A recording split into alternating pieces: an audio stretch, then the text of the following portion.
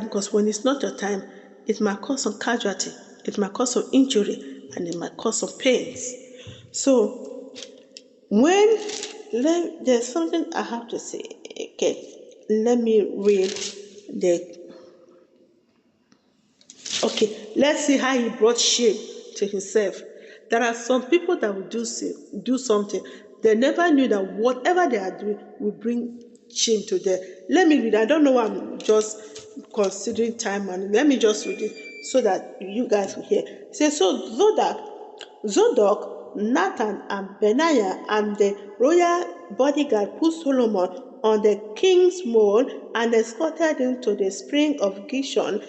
Zadok took the container of olive oil which he had brought from the tent of the Lord. There are certain things that will be done in the tent of the Lord from God, from church, that will benefit us, not from altars, not from maybe shrine, not from anything.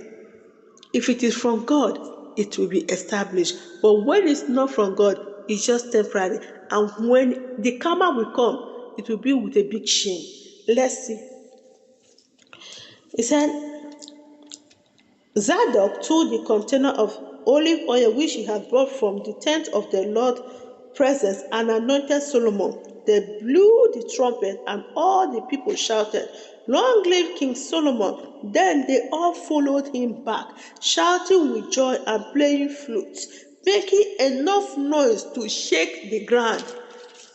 To the extent the noise that they were making was even shaking the ground, and the noise override the noise that Adonijah and other king and Joab, the bodyguard, were making.